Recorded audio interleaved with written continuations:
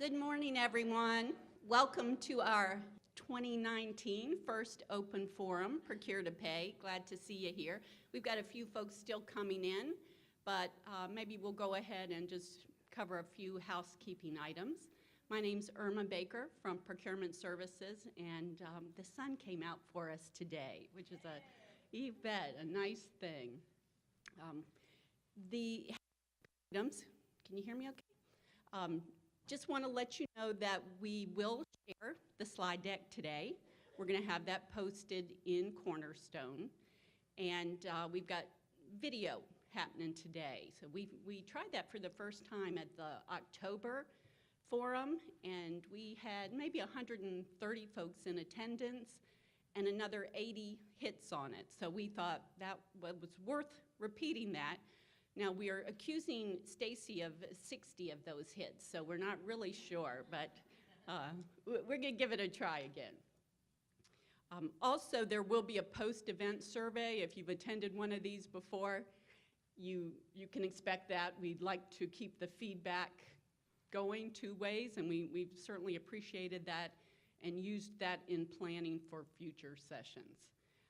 Quick shout out to those that made this possible today: Rich Thompson, Chandler Agate, Jeff Herrick, who's videoing, Vivian Borden with ATG. She's not in the room, but we appreciate her work in getting our ATG partners here, and Aaron Miskowski from Procurement Services, parking, logistics. It takes a little bit to get this rolling, so thank you to that team.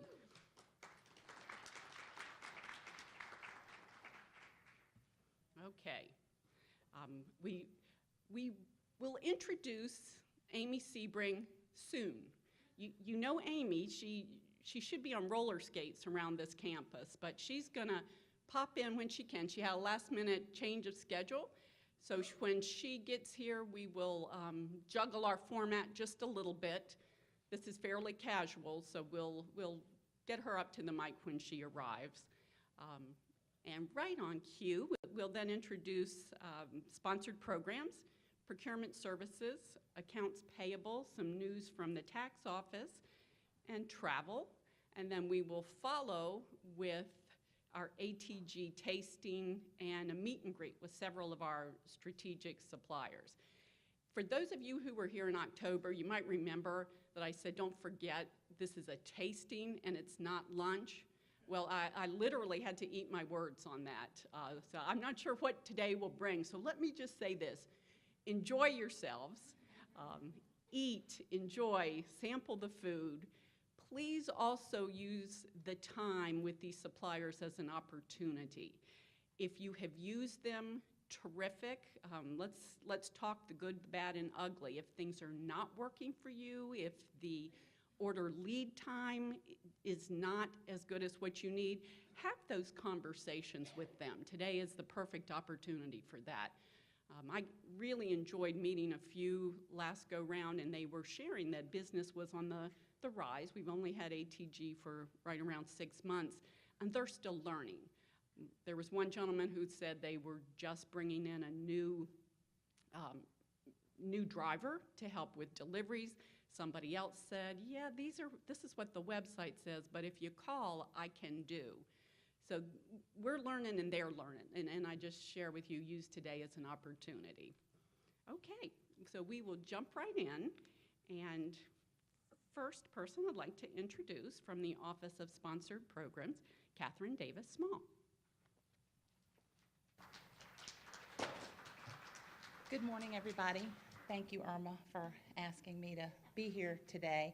I don't really have any news to share from the Office of Sponsored Programs. I've only been here for about a month, or back here for about a month. I have been at VIMS and at William & Mary for over 22 years in research administration. I'm looking forward to putting some faces with some names. I was here at William & Mary for 5 years, but worked closely with just a few select departments, so I'm looking forward to getting to know all of you. So grateful for the welcome that I've received, so grateful for the spirit of collaboration that we have with the Office of Procurement and with the Office of Finance. And so grateful for all of you out in the departments and in the centers, making sure that we stay in compliance, making sure that William & Mary is a good place to do research. I know that all of your researchers appreciate you and your faculty members, and we do too. So feel free, come up, introduce yourselves afterwards. I'm looking forward to meeting you. Thank you.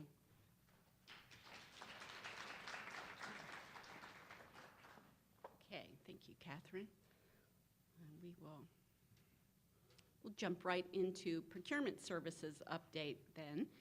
And we look forward to sharing some of the new things that have been going on in the department. Before we do, I truly would like to thank each of you in this room on behalf of our team. It's been there's been a lot of change in the past year and a half, and we've asked you to do some things that weren't done before.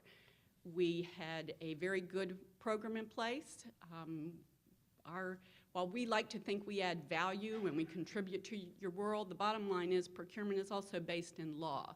So there's certain regulatory pieces that have to be addressed. And let's see, a couple of years ago, we had a visit from the Auditor of Public Accounts. They come out every year, and you've heard this story.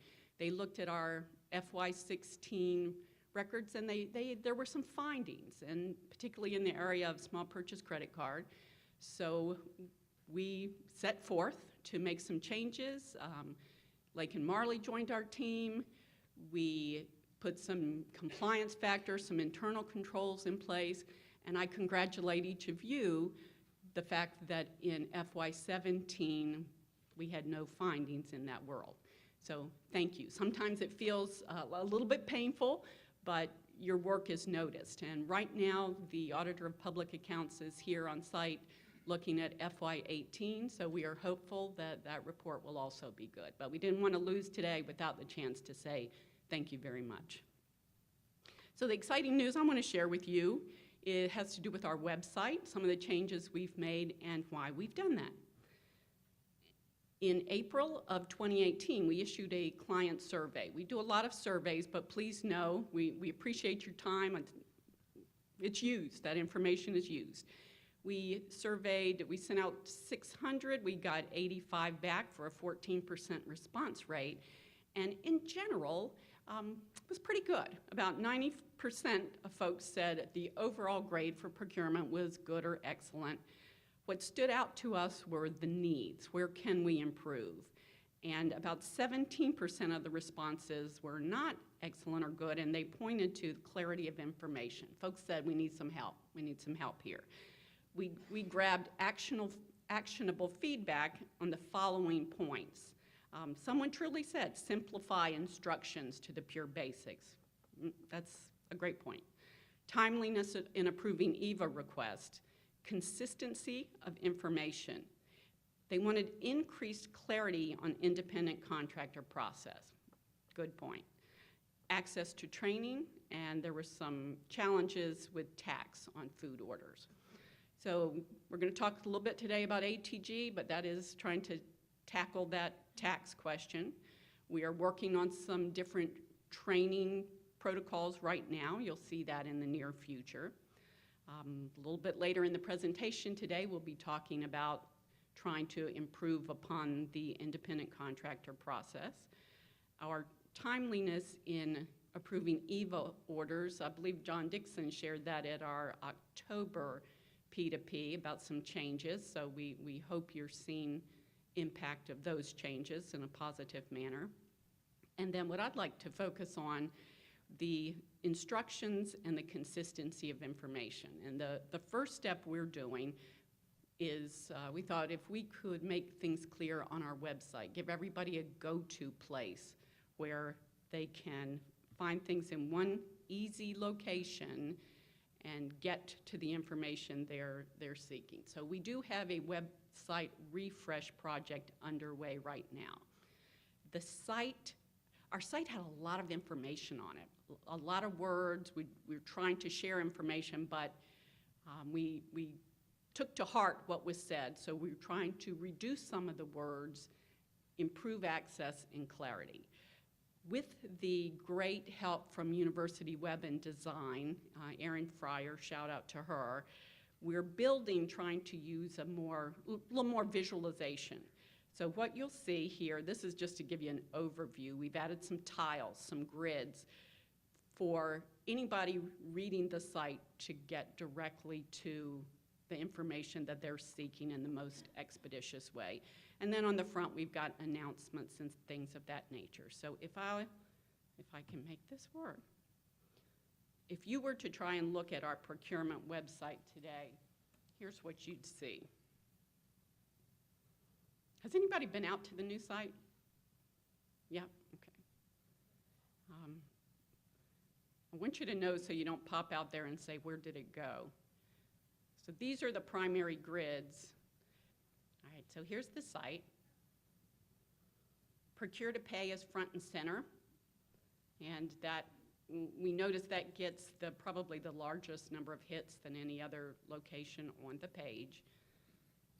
And just reminder there that you can go, you can search it, and know that we too then, because that's growing exponentially, we will continue quality control on that site. Contracts is another frequently accessed page. As soon as we moved it, we had some questions coming in. Help, where did the contract portal go? You can access that portal now from this grid, the contracts portal, or based on that query we had, we also added it on the side navigation. So feel free to navigate any one of those areas. The About Us has our team, the staff directories here, and the various commodities and areas that everyone covers, and an archive of our monthly newsletters can also be found here. One thing to share, we found making a change like this, during the process we ended up with some broken links. So I would just advise and caution, perhaps what you'd like to do is bookmark our page rather than Google searches, because sometimes the Google searches, there was a lag, the connection wasn't there, and Web and Design have done as much as they can do, and they continue to. But it takes a little time for, I guess, Google in our world to catch up. So I just want to give you a buyer beware statement when it comes to that.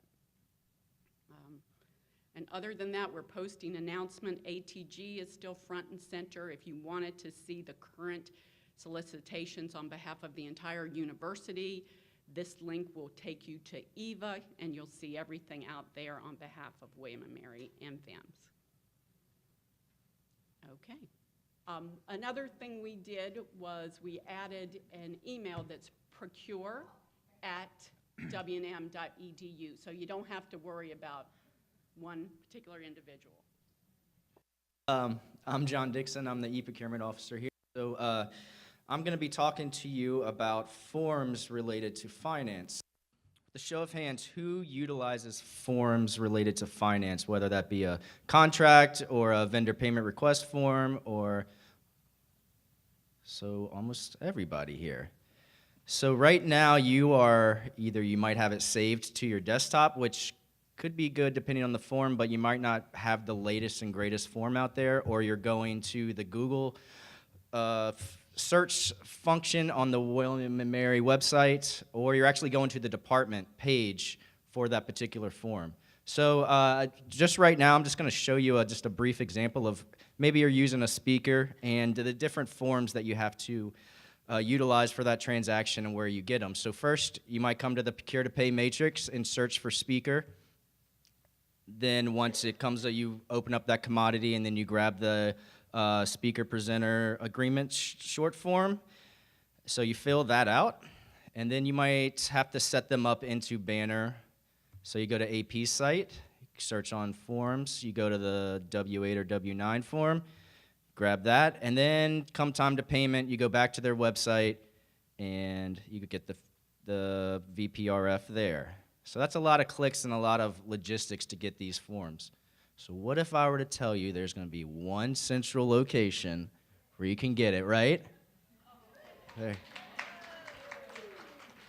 So right now, we hopefully, starting March 1st, we are going to launch the financial form or finance forms and instructions. That is the URL there. That is a standalone URL, but also we're hoping that when you go to, Irma showed our website where they had the forms link. If you click forms, it'll just drive you right to this page. So what this is going to be an aggregate of all finance forms in one central location, and hopefully it will have the latest and greatest there. So that way you don't have to just keep going to, you might say, oh, this is a tax form, but it might be found on payroll site or procurement form found somewhere else. So this is what it's going to look like. At the top, you'll see the different departments there.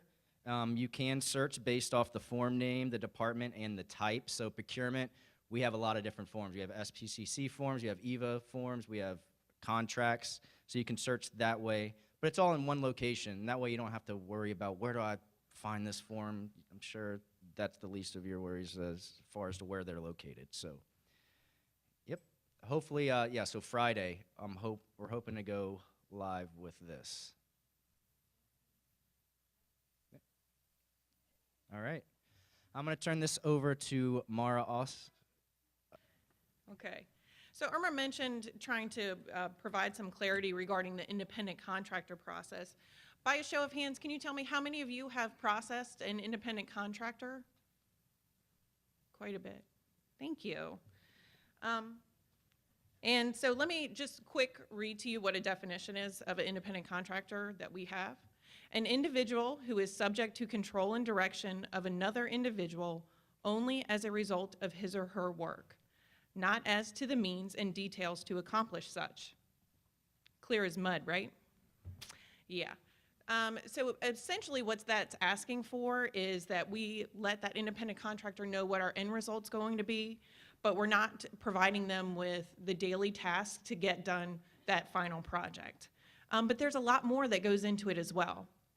And it can be really hard for us to go through that process and to feel confident when we say, you know, when it's a department, so it's you as an administrator or the PI on the grant or your faculty member that's making that decision solely based on subjective manner, correct? So it isn't as easy to determine as we would like. And there are some repercussions for that misclassification. So our governor actually introduced a task force on worker misclassification and payroll fraud in August of 2018. And why do you think that is? Because a lot of businesses are utilizing this independent contractor process to avoid having to pay those payroll taxes and to provide those truly should be employees with the benefits that they rightfully deserve. So it is very important for us that we make sure that we go through this process. And so in an effort to do that, we have completed this assessment. And it is a tool that we worked with accounts payable, human resources, and tax and compliance to come through as this assessment tool. And it's very similar to the IRS questions that are provided, but it's also geared specifically towards William & Mary. So the questions that you have are a little bit easier to understand versus the federal government jargon, and it's really geared towards us as well. And why would we want to do this? Well, for a lot of the reasons why I just said, right? You don't want that to fall on your shoulders that you made that classification totally based on what you know about it. So it gives you guidance on how to proceed, and it also helps us determine whether or not we were correct in that. So we have some backup to support the decision that we made for that. And so as you complete that online assessment, what will happen is when you submit it, there are some weights behind some of those questions, and it'll determine whether or not it's an independent contractor, and if it is, it'll tell you that. So you'll get the email response, you'll get the notification, and it'll provide you with the steps on how to proceed, which is, you know the drill now, right? You know, you go into EVA, or you get the W-9 process, you're doing the actual contract to go forth with that. And then if it's determined that it may be an employee, emphasis on may, but it's going to go to human resources for their review. And what may happen is they're going to reach out to you or whoever that point of contact is for this project and try and get some additional information and make sure that that determination is correct. Maybe it is a temporary employee or an actual employee, or maybe they're going to say, okay, thanks for that additional clarification, and what we're going to do now is move forward with an independent contractor. But that way, we as an entity and you all as departments have the backup to support the decision that was made.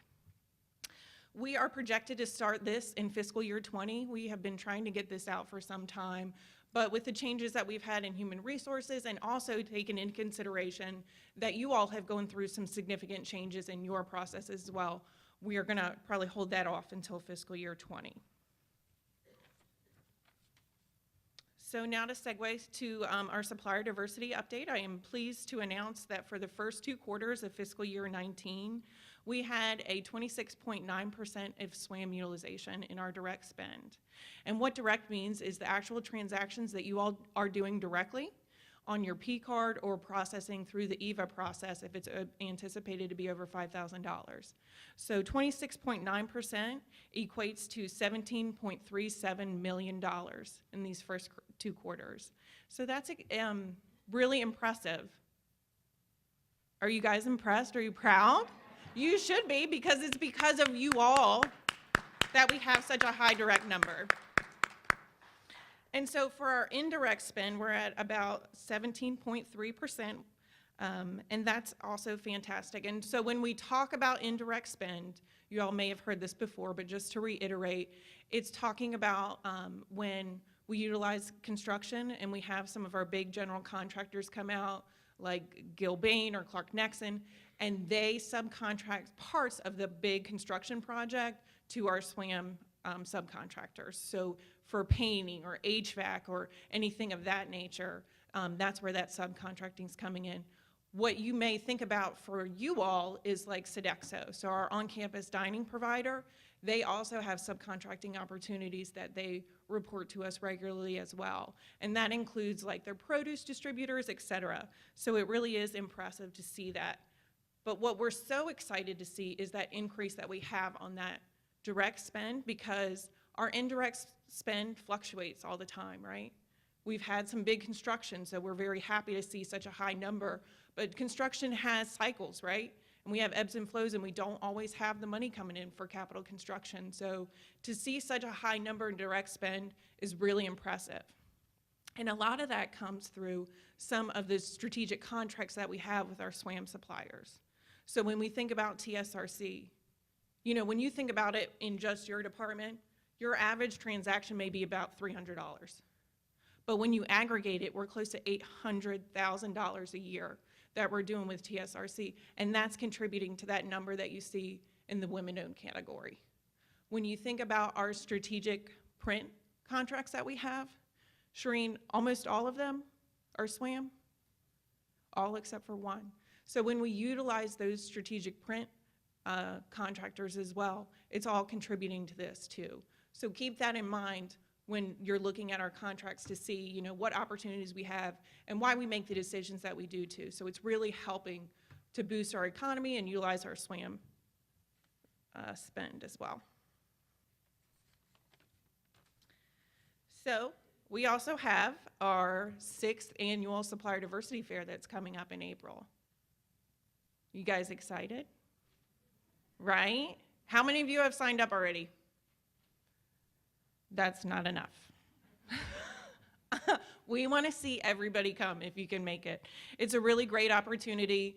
It's going to be on Thursday, April 11th from 1 to 3 in the Campus Center in Trinkle Hall. We haven't quite yet made it to the big guns to come to Kaplan Arena, but maybe someday, right? It's a great opportunity for you all as the departments to be able to have that face-to-face connection with our SWAM and local businesses. And we have about 18 suppliers that have already registered, and we're looking to grow that as we usually do. We'd love to see you there. It's a really great opportunity for you to have some face-to-face time with those folks and actually meet some of the ones that are behind the email or the phone calls. You actually get to see them, which can be kind of non-existent in this day and age sometimes, right? Okay. So with all that, I'm going to turn it over to Dave. Great, thanks. I'm Dave Zoll. I'm the strategic sourcing analyst for the university. I've also been charged with implementation of America to Go. Sorry. There we go. We've seen some great volume through the program so far. It's been about 6 months since we've been online. So far, we've seen over 2,000 orders placed through the system for about $800,000. We knew coming into this that there was a large amount of spend in this area. I think we were looking at about $3.5 million annually in food spend and really needed some infrastructure for that. And we rolled out ATG. It's done a great job in the guided buying space as well. So we see that compliance is down to about 7% in non-compliance. So as you move through your order and it asks you the questions about business policy and stuff like that, it's helping people complete orders correctly. So hopefully you're seeing that as you move through the system. We got some metrics back on approval rating. That's at about 30% of orders are being approved same day, with the remaining orders on a one-day average. So that's really pretty good if you think about that. The recurring order feature is back online. The last P2P forum we had, we talked about that kind of perfect storm that happened where it was the recurring order feature went down and it was the vendor who was non-responsive and then there was an administrator out. So hopefully that recurring order fix has been put back in place and we'll see some more positive experience with that. We've also updated the tip amount. So before we had a default set to 15% on orders. So as you went through and built out your order, it just populated 15% in there as a tip amount. We've reduced that down to 10% because most people were just kind of going through and saying, oh yeah, they put 15% there, I'll just leave it there. That tip amount is editable. You can put it up to the policy maximum of 20%, or it could be reduced down to 0.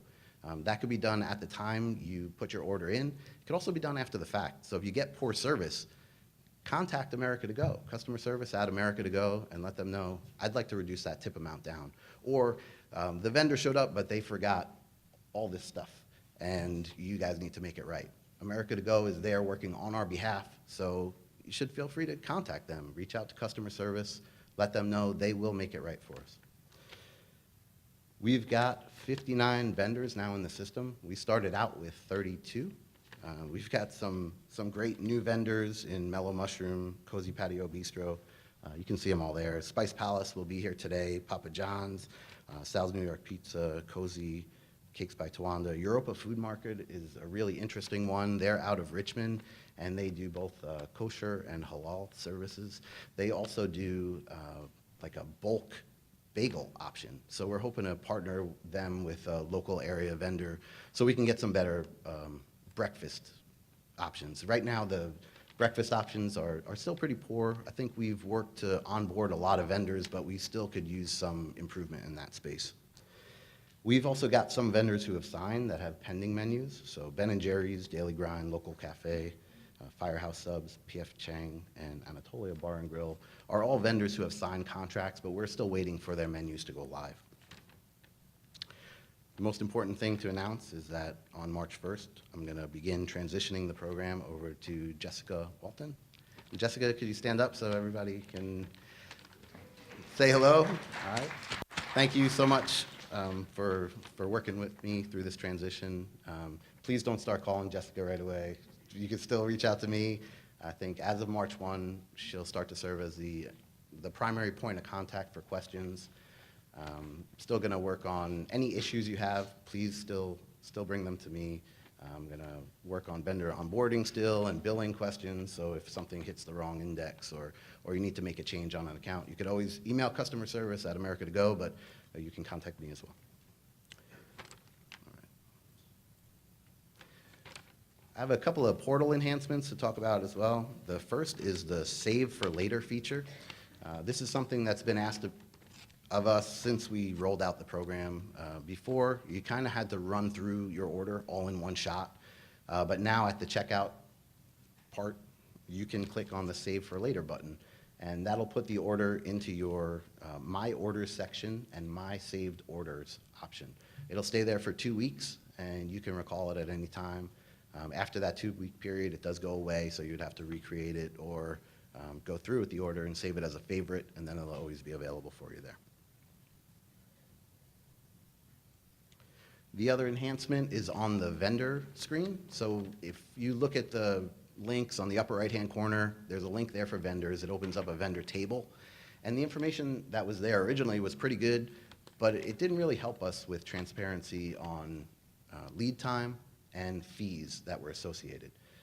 So now we've asked ATG to change this up to put a column just for lead time. So now if you want a simple snapshot of, I need a vendor and I need the food here in an hour, you can click on the vendor link, scroll down to one that has 1 hour, and they'll be able to turn something around for you.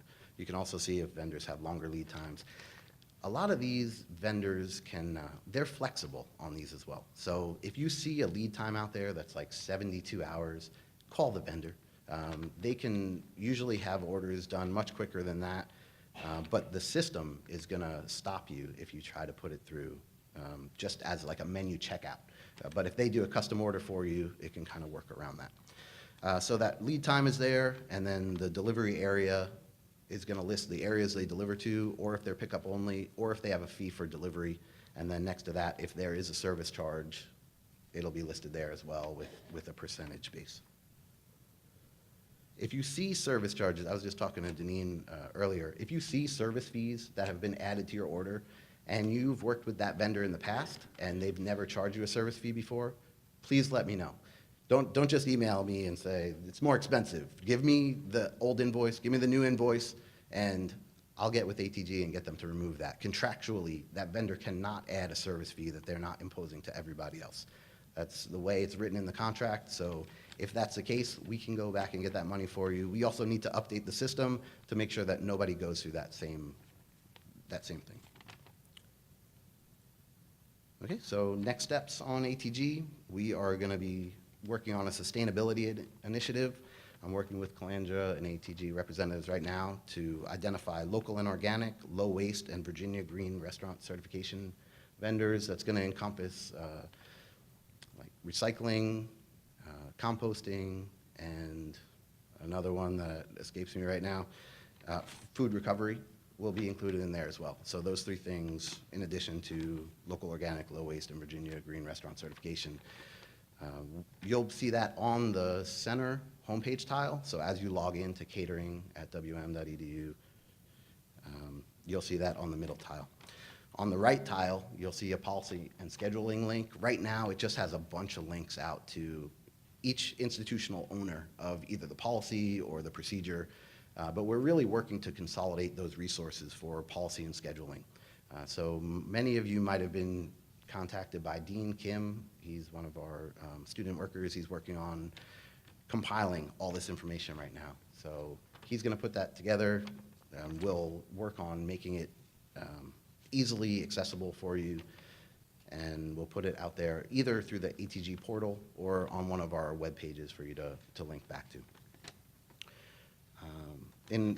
For reporting, we are piloting putting out reports. So as we upload the financial transactions to Banner, we're also sending those over to a small group of individuals so that as those transactions hit Banner, they can kind of go out and see the report to see, you know, what's hitting. It's a little bit easier for them to reconcile that way.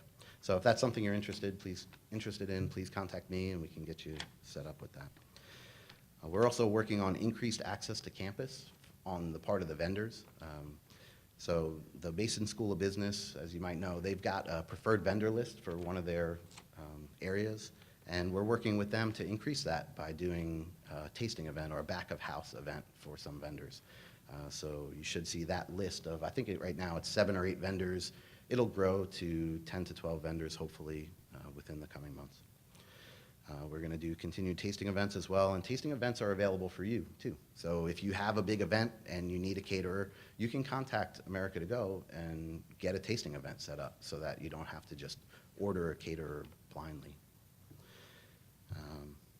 And we will continue with vendor onboarding. Like I said earlier, breakfast is something that we're still working on, and the custom order feature is still giving people problems as well. So we created a resource for that that's available on our website. It's also available through Cornerstone, but I'll do a little bit more outreach on that custom order process as well.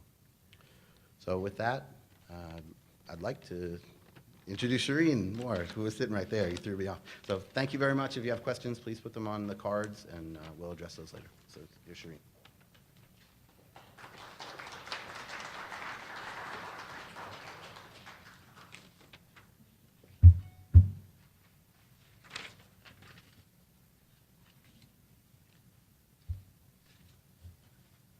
Okay.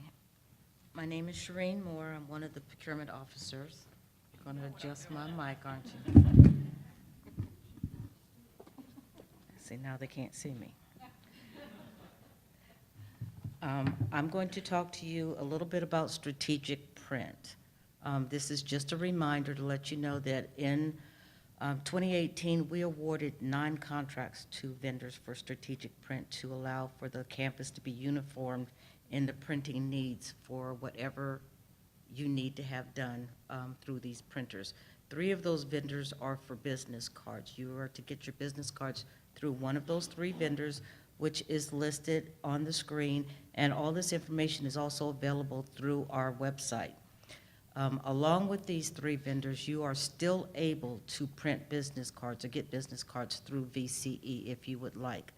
The printers that provide business cards under strategic print, the quality is higher than what you would get at VCE, thus explaining the cost difference between the printers.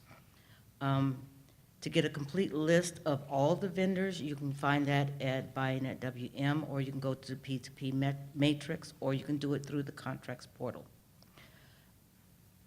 Along with strategic print, we do have an open enrollment period under that contract.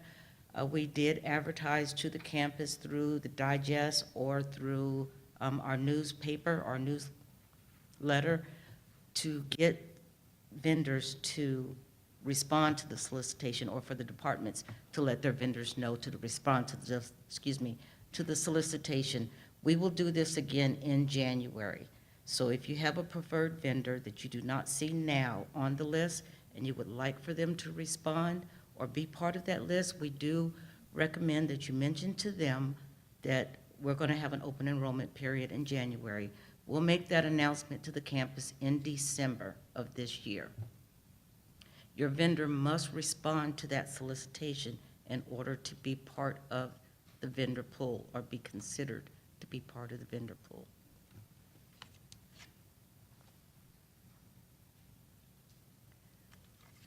My next subject I wanted to talk to you about is enterprise rental. Enterprise is a mandatory source for business rental.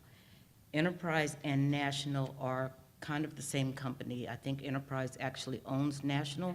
National locations are at airport locations. That's where you find them. Enterprise you will find just about everywhere. William & Mary employees and VIMS employees must use your rental ID number. The college's William & Mary ID number, and that is on our website. If you don't use that number, you need to use your department's unique ID number with the billing number for your reservations for business rentals. The rates are still available to you as a personal rental, but if you do not use the business ID number or your department number, that is considered a consumer rental. Your direct bill account number, if you have one, is going to be managed by your department administrator. They will provide that information to you if they do not make the rentals for you.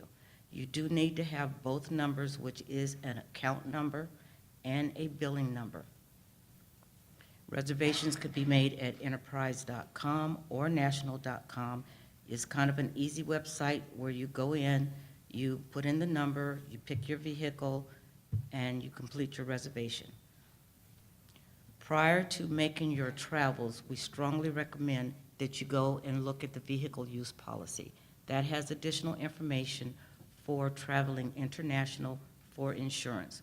We also recommend that you look at the travel policy for any additional information there.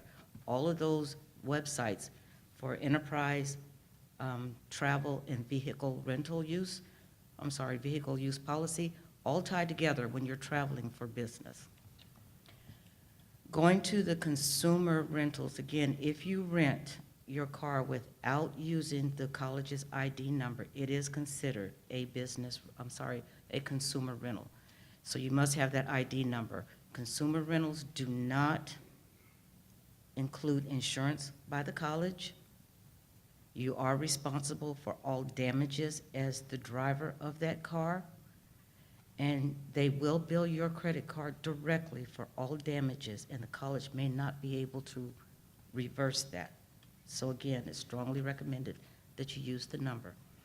I do have cards. I don't have a whole lot of them, so if you do need one, I do kind of have these little cards that kind of help you a little bit when you're traveling, and it puts additional information on the back of this for you. So now I'm going to introduce you to Kathy Mabe, and she'll talk about furniture, I believe.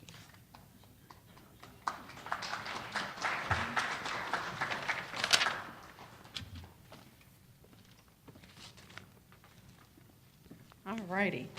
Good morning, everybody. As Shireen said, I'm Kathy Mabe.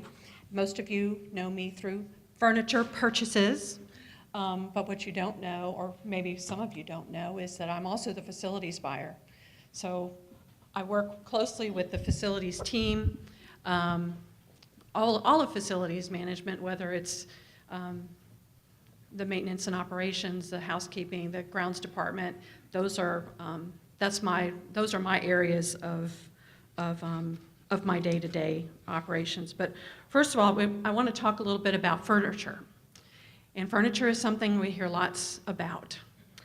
And we have all kind of struggled, not just you, but our office has struggled through the release process involving Virginia Correctional Enterprises.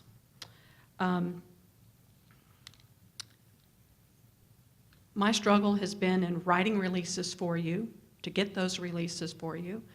Then you would work with VCE and wait through the long lead time to get a quote back, and then ultimately to get your furniture delivered.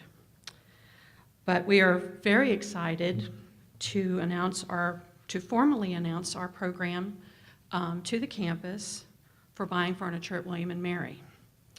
And this is going to include all types of furniture, whether it's office furniture, dining furniture, dormitory furniture. And also I do, some of you may not realize, I do the large furniture purchases for construction. So anything that we've done on campus in the last few years, I've been involved in that process as well. But what we decided to do, that over the past couple of years, procurement services chose to re-examine furniture buying at William & Mary and to take advantage of our Tier 3 restructured status. And it was our goal to ease the cumbersome burden of the VCE process from beginning to end. And so in doing so, we were listening to our customers, and we wanted to try to work with a program that would make it easy for our department to order and obtain furniture quickly, to buy furniture that was already assembled, not to have it knocked down in a box and then to have to call facilities management to put it together, or maybe somebody that was handy with a screwdriver. Also, furniture that was going to be delivered and put in place for you as well. But more importantly, you wanted something at a more economical price. So quite naturally, we looked to TSRC. And maybe you won't, well, why did you pick TSRC? Well, we've already had an established relationship with TSRC for many years for office supplies. They are a small, women-owned business, family-owned business, as a matter of fact, and their delivery team knows this campus better than we do.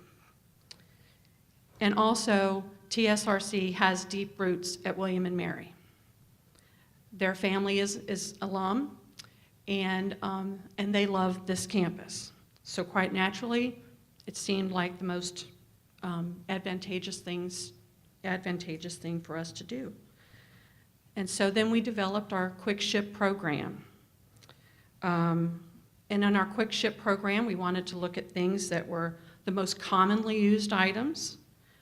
We wanted to be able to get it quickly, next day or the following day in a lot of cases. We wanted pricing to be economical, and we wanted to have a showroom. And we wanted to be able to give our customers the opportunity to come face-to-face with our staff, because Rarely do we see each other face-to-face, mostly it's through email or by phone. And also to give you the opportunity to more or less come by and just kick the tires of the products that they had available through the program. We wanted to give you the ability to sit and test out chairs, to see the sample furniture through their quick ship program, to explore sit-to-stand options, and to examine, currently what we have is to examine our nesting and flip-top tables and seating options that have been being used in a number of places on campus, including some of our classrooms. And so, and we've had this now for about a year and a half. We've seen a lot of you come by our office. We're getting ready to have another open house coming up in just a matter of weeks. But also to let you know that the classroom, the showroom is fluid and it's continually changing based on whatever you guys would like to see in the showroom. So I'd like to talk a little bit about the release process. Quietly, those things that were under $5,000 that went to TSRC, I didn't get a release for it because we were working with a vendor that was already under contract, and it's worked quite well. So we have increased that limit to $50,000. So anything under $50,000 that we're buying from the supply room company or the other two vendors that we have under contract, we're just working directly with the vendor and not worrying about the release process. I hope that sounds good. Does anybody like that? I like that. I really do, because I don't have to search you down for a bunch of information. Along with the supply room company, we have two other vendors that are under contract. First is Creative Office Environments. Some departments on campus have existing steel case furniture because they were a part of the construction process.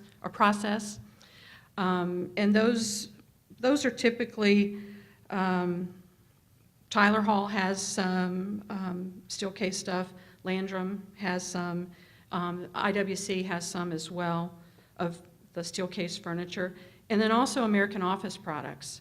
That's our Herman Miller dealer. We have Swim Library has a lot of Swim has a lot of Swim. Swim has a lot of Herman Miller existing furniture as well as computer science. So since we already had a number of we had these couple of dealers or manufacturers on campus plus the TSRC, that was the most likely companies to work with in placing furniture under contract. A couple of things that I wanted to share with you about things about TSRC that maybe you didn't know.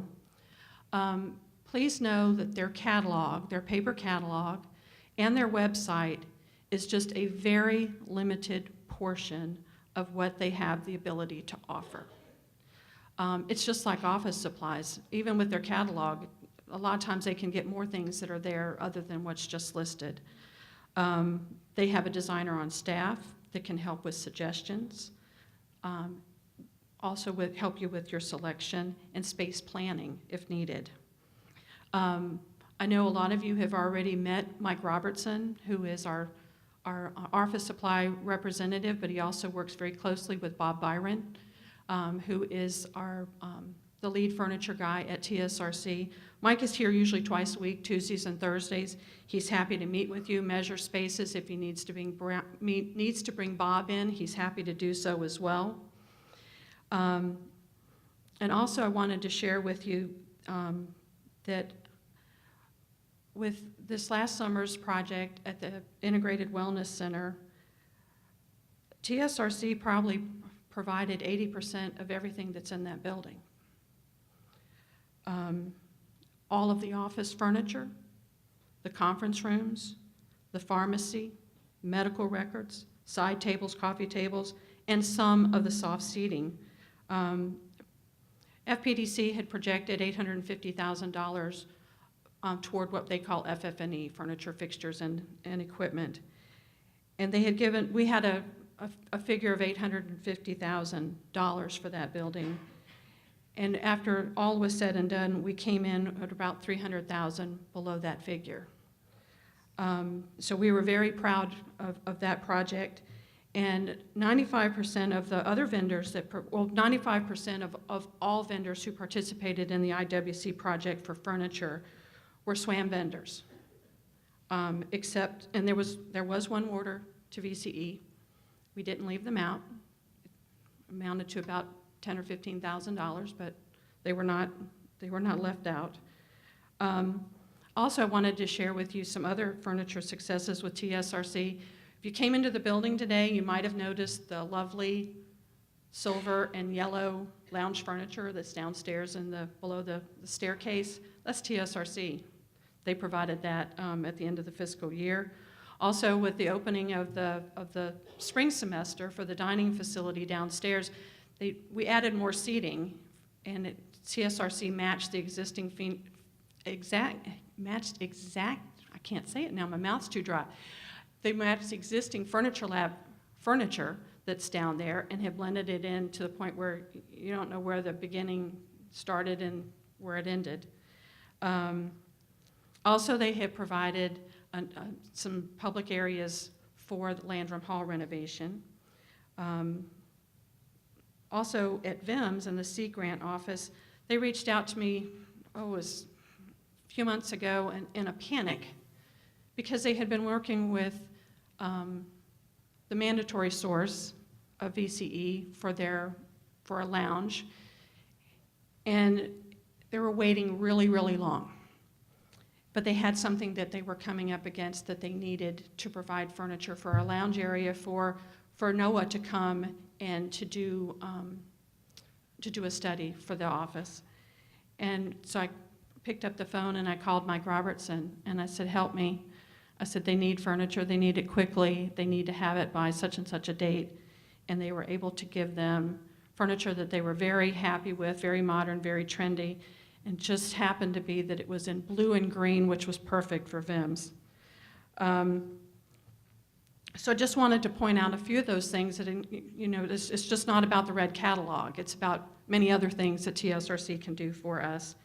I wanted to mention, too, that Creative Office Environments, who is our steel case dealer, we've recently had a change in our representative from Lisa Inslee, had been working with William & Mary for many years, and she has recently left, and we've got a new rep for that. So if you need to get in touch with anything for Steelcase, just let me know, and I'll provide you her contact information, and it's available on our website as well. And also Matt Schindler is our representative for Herman Miller Furniture. And I just wanted to thank you all for giving TSRC the chance. It's like, well, why are we working with these vendors? It's because we already have established relationships with these folks and that they stand behind their product, and they do enjoy working with our campus.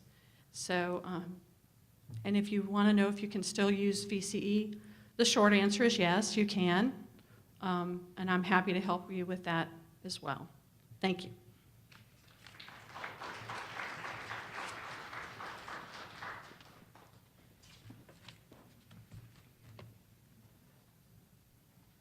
All right, just a little bit more on TSRC related to the office supply side. I am glad to announce that we now have what we consider a waiver process.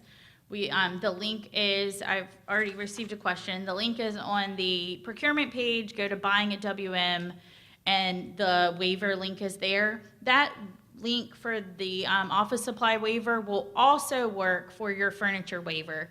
So where Kathy talked about if you were wanting to spend over 50 and not going to use VCE, you can do the waiver process through there. But we're trying to make all of this electronic so that there's no emails going back and forth. And if I, for instance, last week was out for a few days, someone will be able to respond to you timely through the waiver process. And so that link is live here. I'm not going to go out to it because I don't want to get the trouble of getting back in, but it will be provided to everyone as we move forward. one of the things that we are very excited about is working with the Sustainability Office to move forward with recycled paper options. As most of you are already ordering recycled paper through either Hammermill or American Eagle at the 30% recycle rate, we're going to make a push to try to make that the norm. So moving to recycled paper is better for the environment, and we're working with Sustainability Office on that. Open houses coming up. TSRC is going to have an open house at VIMS. For the few VIMS people that are here, we will be over there at CBH lobby on March 12th from 10 to 12, and there will be 4 different vendors that sell under TSRC, along with TSRC and the procurement office there for that. And then William & Mary will have their annual open house in our procurement office showroom on March 26th from 10 to 12. And then TSRC will also be at the Supplier Diversity Fair that Mara talked about. Also, when we, after this, we will go to the Chesapeake A. TSRC will be over there, and you can meet Bob and Mike. And then they have flyers for the new Quick Ship program. So we've made some changes to the Quick Ship program. Some things that weren't selling, we took off, and we added a few new things. And they will have those flyers at their table. And we're going to get that uploaded on the website also so that you can find it there on a regular basis. Next thing I wanted to talk about is promotional products. When you go to Chesapeake A this afternoon, you're going to see 4 promotional product vendors over there: Bright Ideas, ID America, TK Promotions, and a logo for you. All 4 of these are what we consider our strategic procurement partners, and they will be available over there for any questions that you have. And many of them are already going to attend the Supplier Diversity Fair. So if you don't get a chance to speak to them today, make sure you check that out. All of these vendors now have contracts. We are riding a cooperative contract from JMU, so they are under contract and can be used at any dollar value. In progress opportunities. Many of you have been involved in this, but Shireen Moore is leading a consultant RFP open enrollment. We did a consultant RFP about 2 years ago for Global Institute, which was formerly ITPR. And this language in the RFP said that we would open the enrollment of that consultant RFP after 2 years, and then each year after that. And so Shireen is leading that effort right now. If you are dealing with any consultants or contractors that you think might fit in this criteria, you can send them the WM19-2035-2, and they can go to eva.virginia.gov, or you can get them in touch with Shireen or I, and we can get them that information. It's a great opportunity to get them under contract. So we're doing the independent contractor forms now. Each time we want them to do something, if we have them under contract, we'll be able to move forward a lot easier with a proposal and an EVA rec. R&D matrix, the link will be here for your viewing. Many of you, do y'all find value in this matrix? This is for research, all the scientific companies, contracts. If you buy those things, this is a great resource. It lists all the contracts from VASCUP, state, et cetera, all in one place. And we actually had a student worker work with Bill Vega to get that updated last week. And so the new version's out there. Hotel contracts. How many of you are aware that we have 17 contracts with hotels? Very good. So the advantages of those hotel contracts over a hotel that isn't under contract is we've already negotiated the rates, and we've already mitigated the risk through the terms and conditions. Many of you will send over a contract, or say you're doing a conference out of town. You send over a contract. It takes us a while because we have to either work with their department directly or even with their legal department to through the terms and conditions. There's a lot of things in those hotel agreements that we can't agree to as an agency of the Commonwealth, and so it goes back and forth. So when you're bringing someone on campus or doing something here in the Williamsburg area, these contracts are a great way to mitigate that risk for the college. We're dealing with quite a bit of attrition, which is if you book, say you book 20 rooms and you only need 10 at the last minute, they're gonna hold you accountable for the difference based on the attrition rate that's in the contract. And so it's something that's, I guess, it's always been in a lot of the contracts, but now it's harder to negotiate out than we've been able to in the past. And so that's one of the things that we're currently running into on a regular basis. Upcoming events, upcoming opportunities that procurement has, hotel open enrollment. So just like we talked about the consultant open enrollment, the hotel open enrollment will be in the month of March. We're hoping to get that rolled out. Some of you sent us hotels and B&Bs that you like to work with that weren't on that list. And so if you think of any more, if you could send them to the procure@wm.edu site, we will add those to the list and make sure they get the information. That doesn't mean that they'll definitely put in a proposal, but at least we'll solicit them directly. And we're looking to expand that to a few in the VIMS area. So if their opportunities happen.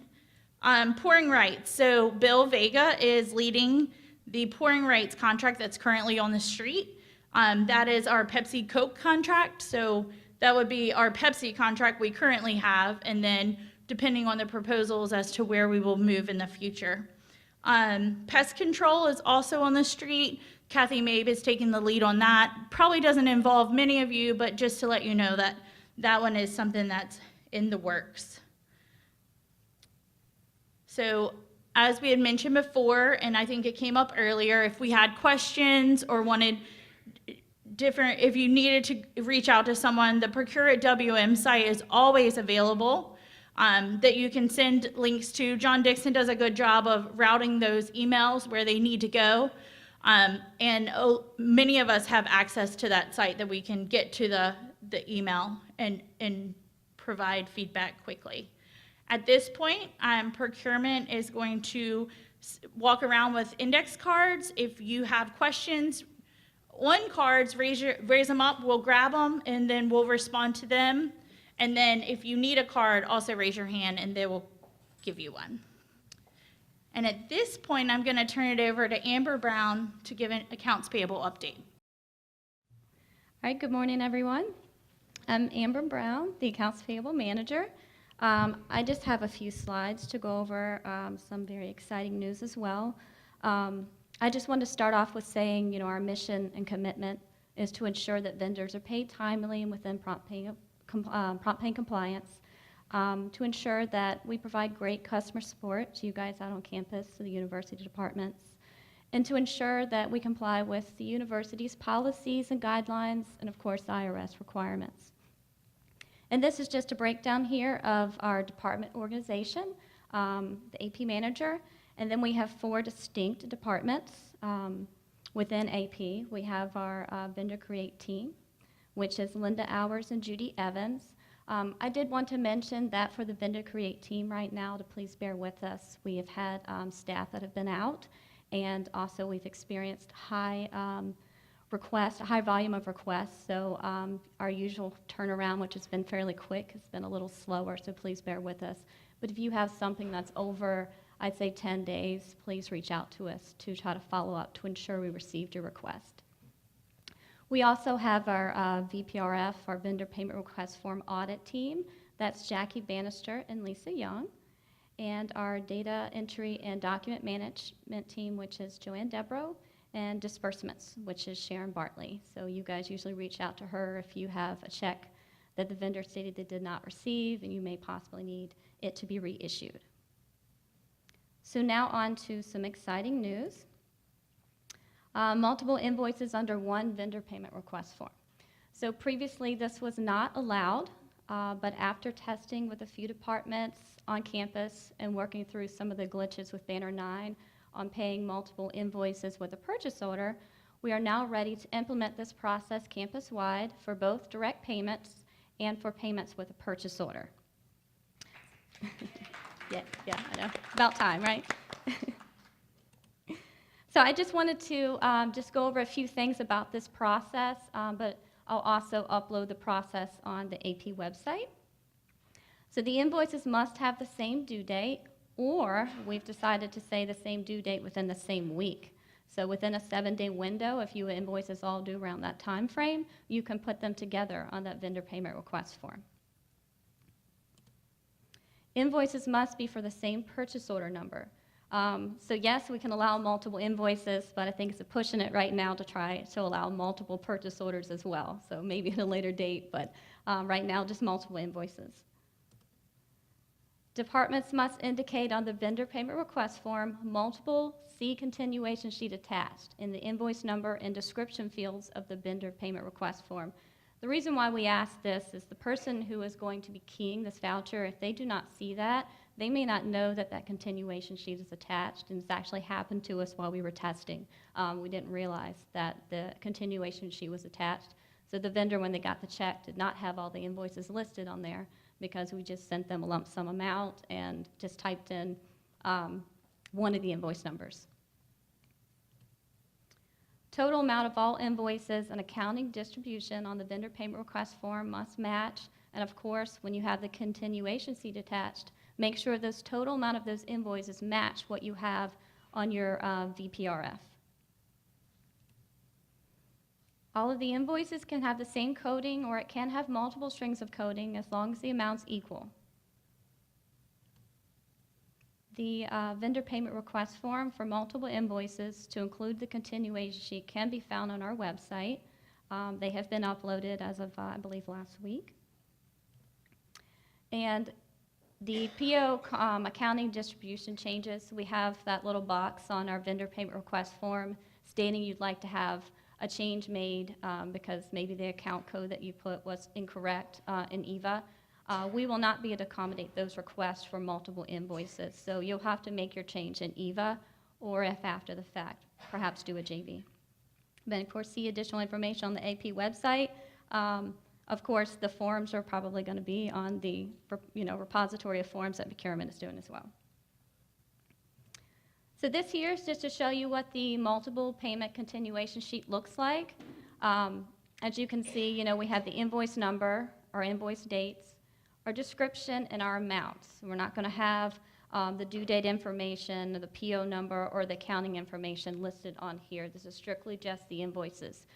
We did it this way because of the way we're going to have to key these. It's very important that we have just that information on this sheet here.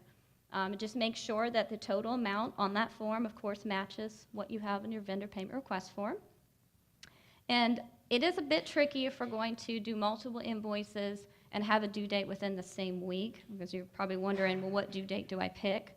So if the invoices have different due dates within that same 7-day window, we would calculate the net 30 days due date based on the earliest received invoice or goods or services received. So that earliest due date you have for that very first invoice, I would say that would be the due date, but I'm going to have further details listed on the AP website to give examples as well.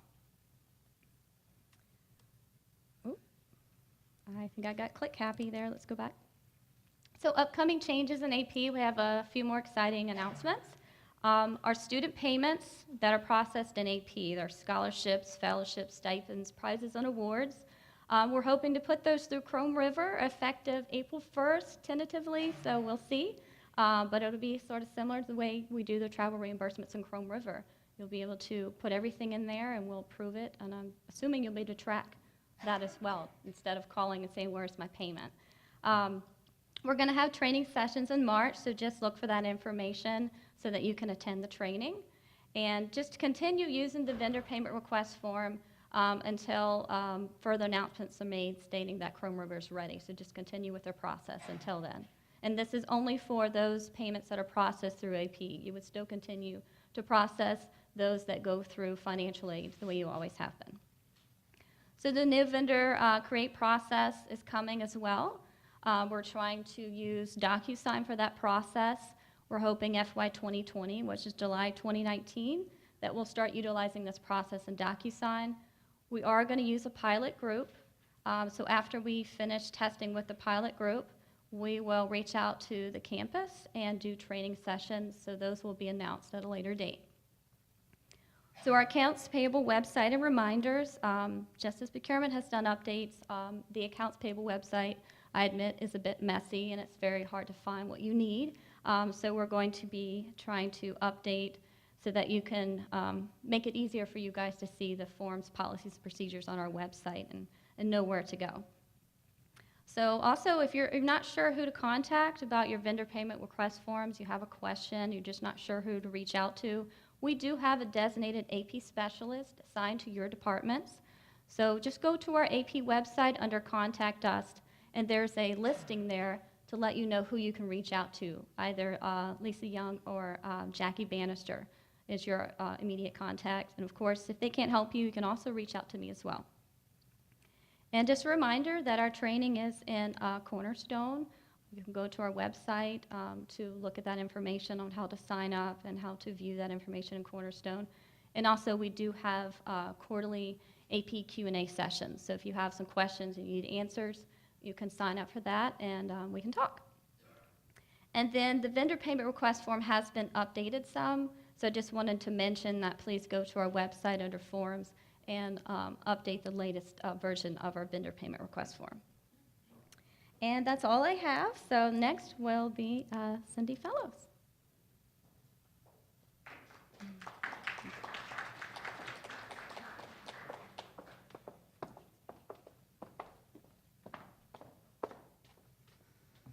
Good morning, everyone. I'm Cindy Fellows. I have a little bit of hoarse voice, so I apologize for that. I'm the tax compliance officer for the college. I was asked to provide an update today on the a tax policy change, which involves the tuition waiver program. We've actually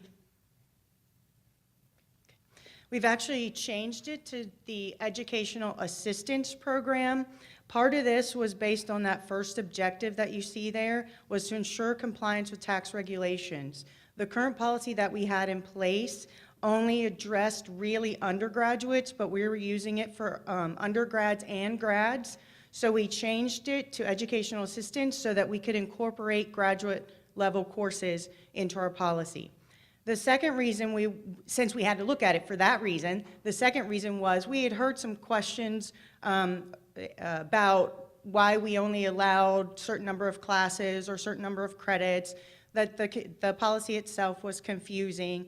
And was there ways that we could enhance it to allow people to, take a full program or that sort of thing? So we looked at those things as we looked into making changes to the program.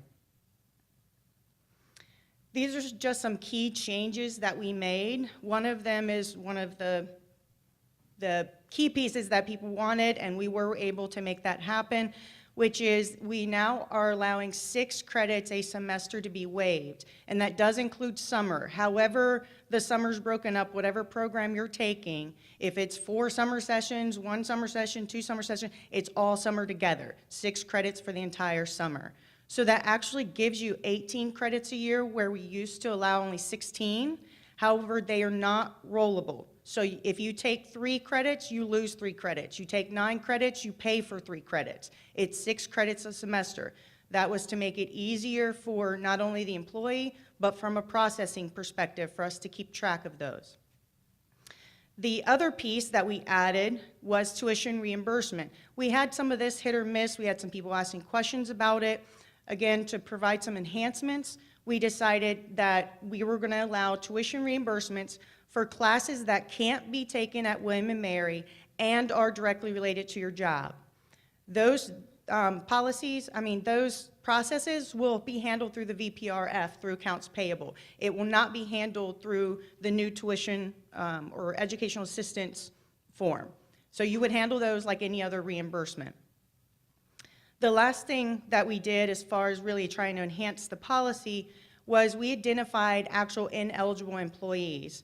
On the original program, we had said X is eligible, but then we had questions about who's not eligible. We tried to make this general enough to capture most of the things that would be disallowed, but we know that there's all kinds of situations out there. So we identified these specific groups as ineligible for this program: adjunct faculty, temporary hourly employees, and student employees. Also, any employees on educational leave for the upcoming semester, whichever semester they're going to be registering for, employees who are on leave without pay for personal reasons. This is not vacations or sick time or time off in that regard. It's an extended circumstance, a reason that you're taking the leave without pay. And the last one is any employee with active disciplinary actions cannot be approved for this policy. These were some of the new provisions that we put in place with the program. We had some issues getting forms in on time. So we've now made a date that they must be in, which is the last day of ad drop, and that is the student submitting it, the employee student submitting it. They have to submit it, initiate the form before the last day of ad drop, or they will pay for the classes, or you'll have to drop the classes if you don't want to pay for them. But the form has to be in on time now. The other provision is actually threefold, is that you will need to repay the college, because we'll apply the waiver, but you'll need to repay if for any reason you withdraw from the course, you leave the college, or you get a grade of C, or you get a grade lower than a C. And that does include C+, C, and C-. It's just C. So if you get anything below that, then you will have to repay the college. This was one of the pieces that we hated to come bring to you, but one of the other reasons we were out of compliance was with our graduate level courses. Undergrad is not taxable to anyone taking those classes, so we didn't have to worry about those. But graduate level, anything over $5,250 is taxable to the employee. We had not been doing that consistently. So that process has been put in place now, and what payroll will be doing is hitting the department's index for the employer share of the FICA and charging the employee for their share of the FICA over about 4 pay periods when we apply the waiver. This did not affect spring term for most people. Mostly one semester does not put people over the $5,250 limit.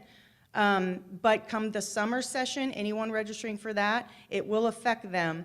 And there will be, we don't know exactly the date at this point, because this will be the first time we run the report, but basically for 4 pay periods after that last day of ad drop would be when we withhold taxes on whatever the taxable amount is that you have.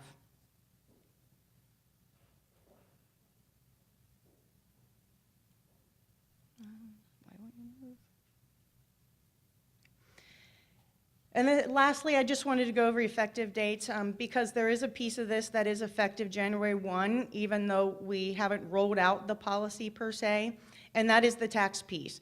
Because it's on a calendar year, we have no way to implement that taxation piece, say March 1st or April 1st. It has to be January 1. So the spring semester, anyone taking classes during the spring semester gets counted towards that $5,250. The other 2 pieces, the provisions of the policy, so like the C, the if you leave, if you withdraw, turning in the form, and the form itself will all be in place starting the summer session. The new form, the new policy will be out on the tax compliance website under finance on March 5th. We've done that purposely because we're doing some more detailed review sessions, and we want people we want people to have a chance to come talk with us, hear all the details, instead of just reading it and sort of panicking. So once we do that last session, which is on March 4th, we will release everything on the web for anyone to review. That's all I had. I'll turn it over to LaDonna for travel. Thank you.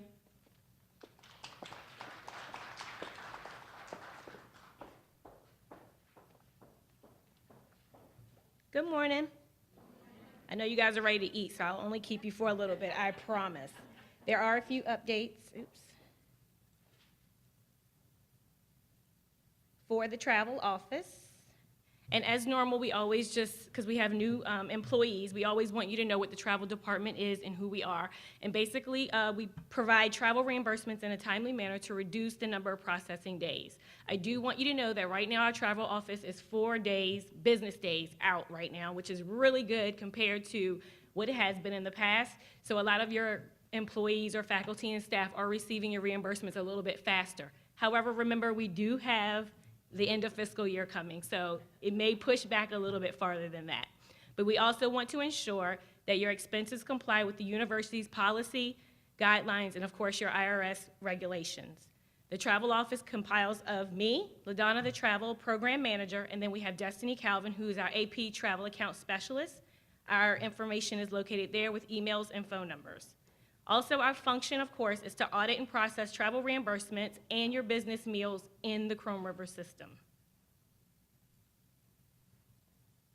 We had a lot of questions and concerns about the travel advance policy, so that's the main topic that we're going to discuss today because it does change slightly from what you're used to in the past with manual travel vouchers. We also have Terry, are you here? Oh, there you are. Terry Jarrell is here from the Collections and Receivables Office because they are the actual individuals who approve your travel cash advances and your returns.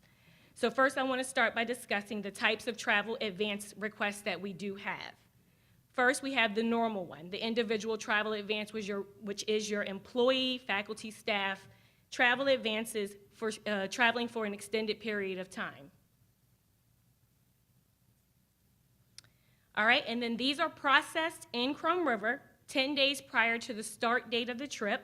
You must have an approved pre-approval, and you must have the acknowledgement of responsibility, which was known as the promissory note, attached to that cash advance request. The second one is a group or student travel, which is a travel advance that is provided to a group of students for a specific university-sponsored event, function, or activity where the cost will exceed $200.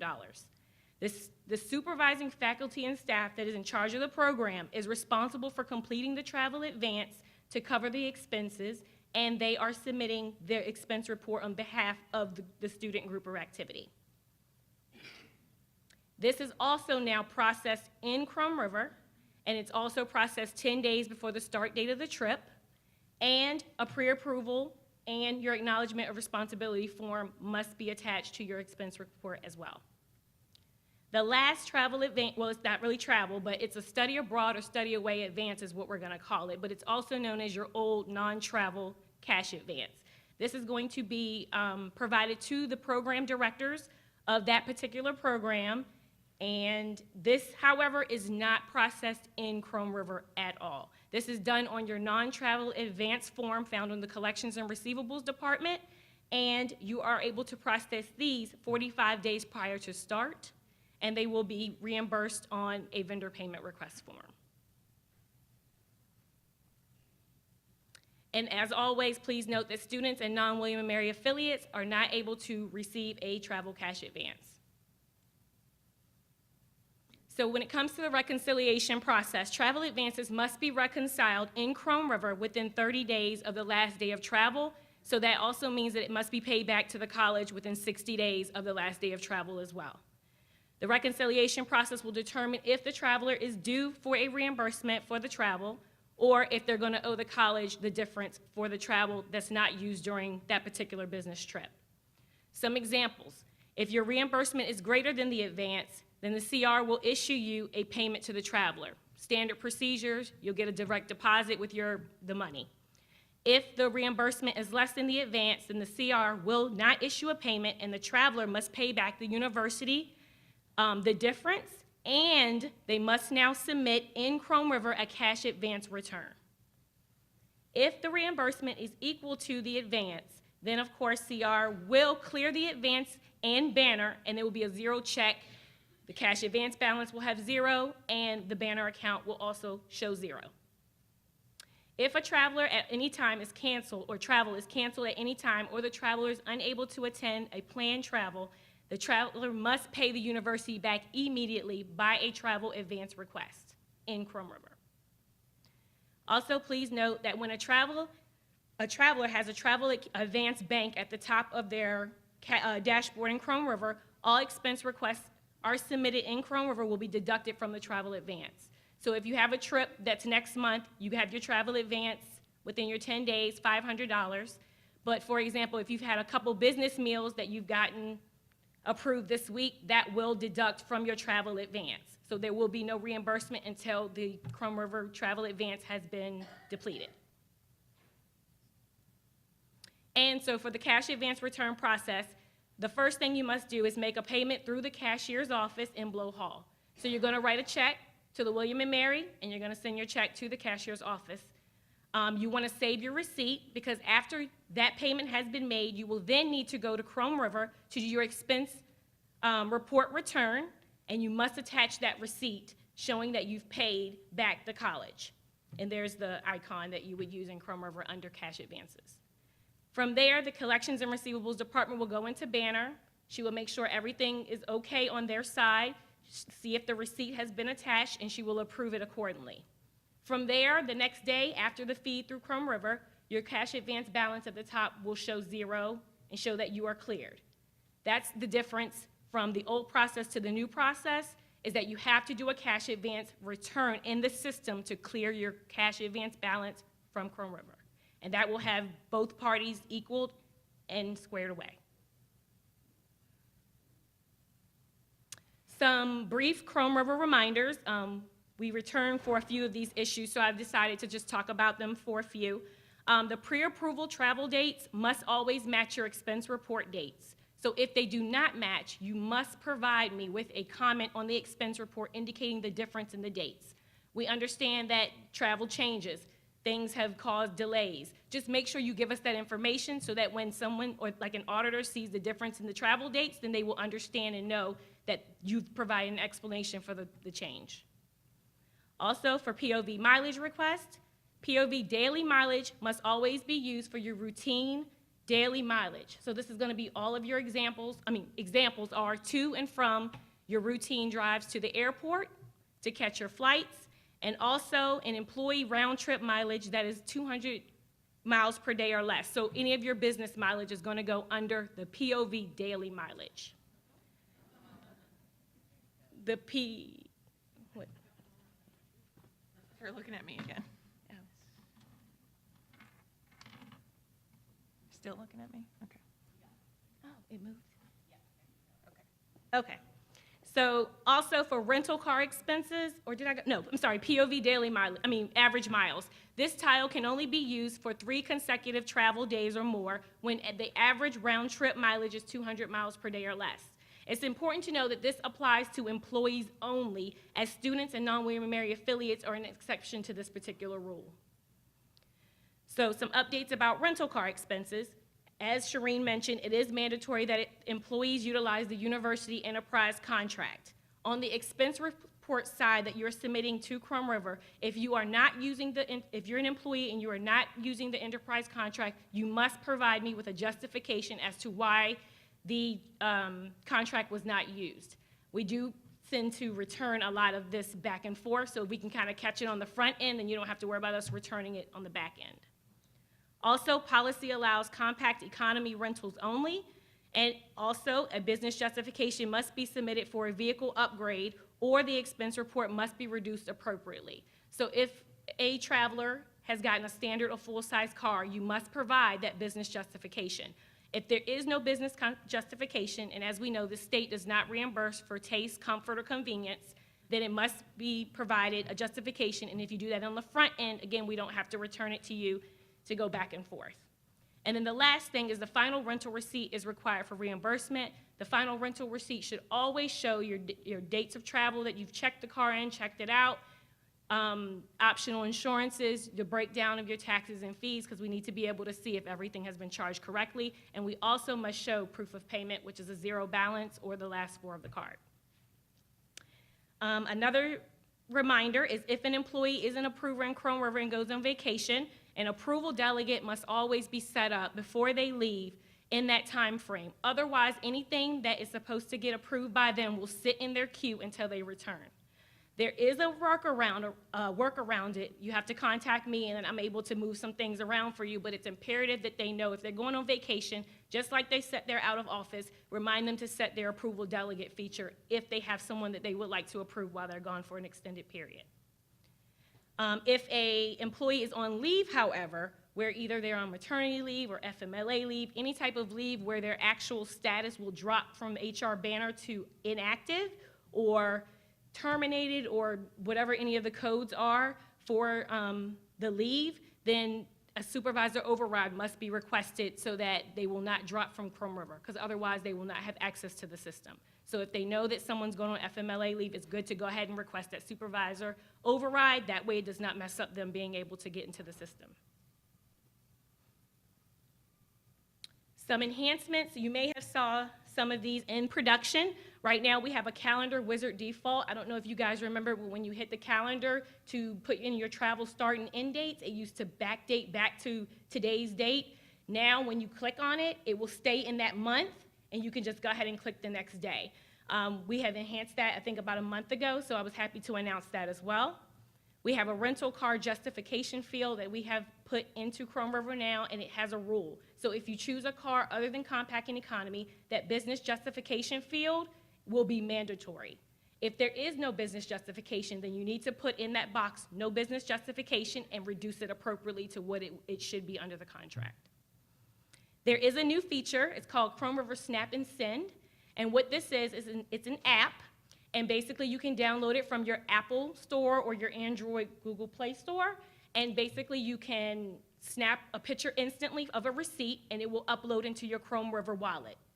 This I'm hoping to put under announcements next week, but if you want it today or want it this week, just email Destiny or myself, and we can go ahead and send you the email or forward the email from Chrome River, because it does have the specific how-to instructions for Android users and Apple users, and it also tells you how to use the form. So I would love to know if you have any feedback on that as well.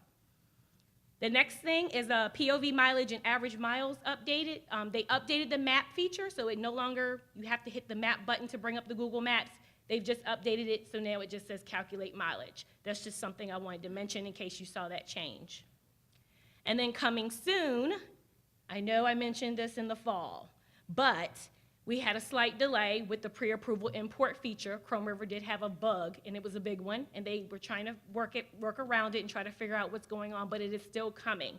We have been in contact, and hopefully it will be fixed by the end of March. So we're hoping within the next couple months we'll be able to get this feature fixed.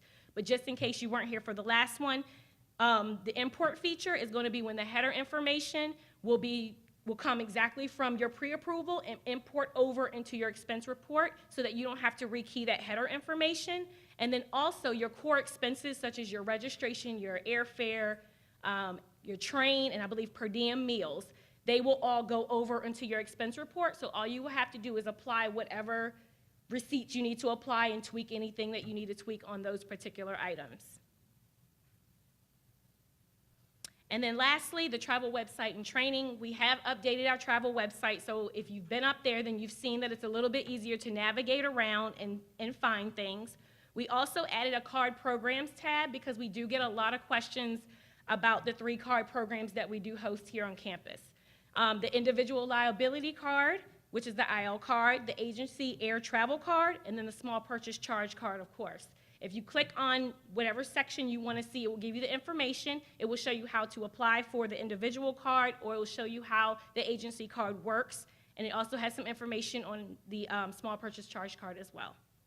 We also still have the Chrome River tab, which is going to be for introduction to Chrome River, have all your job aids, explain what the system is. You can access the system from the website as well.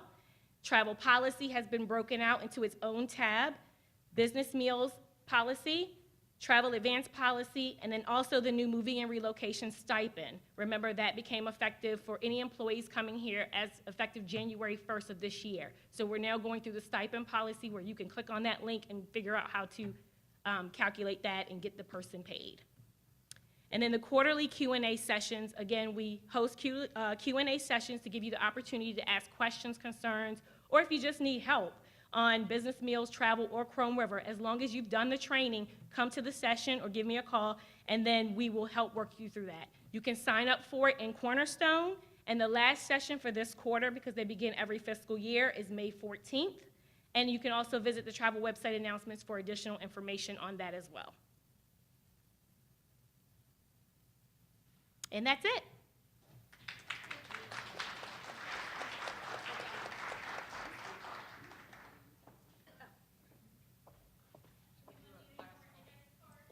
Index cards floating around. Thank you all so much. My goodness, give yourselves a hand just from sitting here.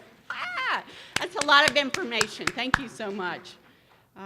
So we've got a few minutes. Our partners next door are going to be set up at noon for lunch, and our promo suppliers. Before we take questions and answers on the card, let me ask Ruth, Melanie, team, anything else to add or sprinkle in here that we didn't already get? I can't imagine. Okay, great job. Well, we've already gotten a few questions, and we will bring folks up. Let me see if we had an extra mic. Okay, all right. So we'll ask the folks that have received the questions to come up here and read them and respond. Mari, are you first? And Kathy, if you want to feed in over here. Okay, first thing we had was, one, I'm going to preface this with apologies. We use a lot of acronyms, and we tend to get set up in our own jargon, so we apologize for that. So thank you for holding us accountable, and we'll make sure that we kind of explain what some of our acronyms mean. But the question was, what does R&D stand for, and what is RFP? So the R&D is for research and development, typically with our scientific areas.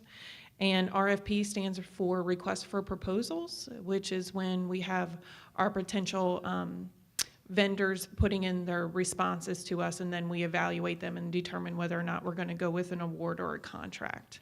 So thank you for that. Next one I have is, are vendors still signing up for the Supplier Diversity Fair?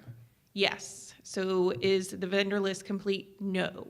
So if you all have any that you think would be interested, send them my way or send them to the Procure website, or the email address, I should say, and send those recommendations coming. We'd love to hear from you all about folks that you would like to see there. And it always helps when we solicit them and say, we'd like you to come, to say, you know, hey, biology's interested, those types of areas want to see you and want to meet you, or the law school, et cetera. The next one I have is for enterprise rentals. And I'm going to tackle this one because Shereen and I work in tandem a lot regarding the enterprise contract, which can be, I'm just going to leave it at that because I was told direct bill was no longer available. It had been done by the accounting or finance department for my school. Can I request a direct bill for my specific department and then pay for with my small purchase charge card? So direct bills are still in place, and when we say direct bill, we're using enterprises terminology, right? Because you're still going to process that on your pay card. You're not submitting it to accounts payable to process without a purchase order, which is truly what our definition of a direct pay means. But they have direct bill accounts set up, and some schools did do it centrally, and it can be really burdensome for those schools because they don't always get the information that they need from enterprise to help determine who to charge it back to, what area within that. So if your department is looking for an enterprise account, we would ask that you just contact Shereen or I, or send a request to the Procure email, and we can see what we can do. We're trying not to set up accounts for that once a year, maybe twice a year, but if we have routine travel that you're using on that enterprise account, we can certainly set you up, and then you can process the payment via your small purchase charge card. Okay? Thank you. Can everybody see the website, Procurement website? Okay, great. I just want to bring this up for a couple of questions that came in. The first is, where is the ATG link now that we've revised the website? So you can always go to America to Go by logging into catering.wm.edu. That'll bring you to our single sign-on, and you can use your William & Mary credentials to log in. You can also go to buying at W&M, and under the catering and food option, the America to Go program will be listed there. You can see contact information for Vivian, who's our account rep, as well as myself, and soon Jessica, right? Will be up there. You can also see our vendor network, so vendors who have signed on to the program. You can see some frequently asked questions and resources. So we've got a FAQ document out there. We've got the document for custom order processing, and then we've got a link to Cornerstone training and how to get there. We've also got something on program exclusions, which I got another question about. So I wanted to just clarify that $200 per event exception to grocery stores. So if you have a last minute purchase that you need to make, you can go out to a grocery store and place an order up to $200 per event. It's not like per visit to the grocery store, so you can't go to like 10 different grocery stores and get $1,000 worth of stuff. That's a huge waste of time. It's not really what we're trying to do with the revised infrastructure. So $200 per event to a grocery store, not to any local area business. So also please don't think, well, I've got a $200 exception, I'm gonna go to the cheese shop and get $200 worth of sandwiches, because they're still a holdout, which was another question I got. Is the cheese shop still a holdout? They are, but if you need cheese shop at an event, you can go through William & Mary Catering, you can contact Dining Services, and they will set up a cheese shop order for you. There's a fee that goes along with that, but with that fee, they will also deliver it to whatever location your event is at, so you no longer have to go and lug those cheese shop sandwiches around. I got a question on, for custom orders. Okay, so custom order process, we've got that resource here. Hopefully I can pull it up real quick and kind of show you what that looks like. It's just a PDF document that walks you through. Custom orders are weird because there are so many different ways you could do it. The way you should start is by getting on the phone or emailing a vendor to set up your event. So just like you did before, work with the vendor, figure out what your event budget is, figure out what they could do for that budget, and get an invoice. And then after that, that's when the ATG billing really comes into play. So you can send that to customer service at americatogo.com, and they'll put it in as a custom order. All they need to know is who's to receive that. So they need your email address for who's going to set up that order in the system. If you wait for the vendor to do this, it might take a little bit more time. The vendors, not all of them are really up to speed with the America to Go system. Some of them know to contact America to Go's customer service. Some of them think that we're doing it. So there could be a disconnect that leads to a little bit lengthier process. I'd say get the invoice from the vendor, email it to customer service at americatogo.com, and then that would definitely streamline the process. Other than that, I don't really have a fix in the works for streamlining that, other than trying to go out and do a little bit more training. There's another issue with the cheese shop order, and Gene, I know this is from you because I saw the order come through. Where's Gene? There you are. Gene, I'm going to contact you after about this because you are unique. Okay. Yes. One question about ATG orders, can we edit any other information in the order after it's been locked?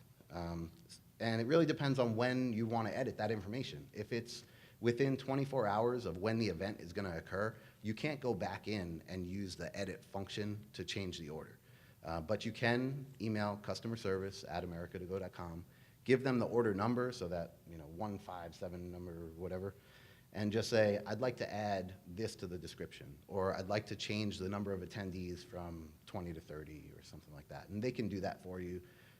They'll do it, update the system, and send you a confirmation email back. I got a question on alcohol charges or not going to the correct account code.